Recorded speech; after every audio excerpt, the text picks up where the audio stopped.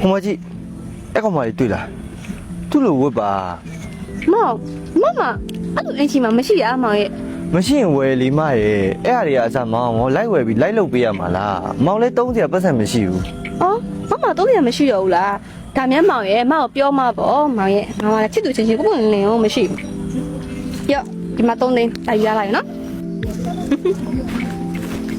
ဟောဒီနားမှာကေဘီထုတ်လို့ရတဲ့ဆိုင်ရှိလားမသိဘူး အော်နားလေမမသိဘူးရှင်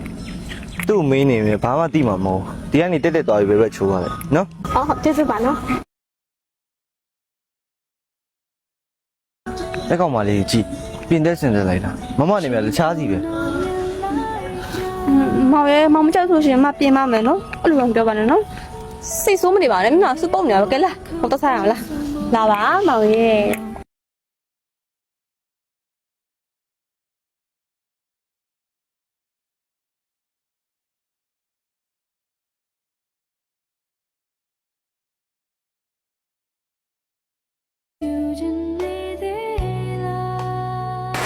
အဖေ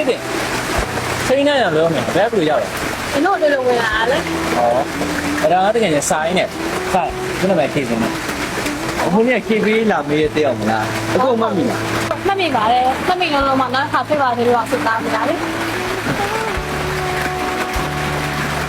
မောင်ဒီမှာလေးမောင်ကြီးနဲ့အင်ကြီးလေးအမမနိုင်တယ်လို့ဝယ်လာသိပြီပါမောင်ရဲ့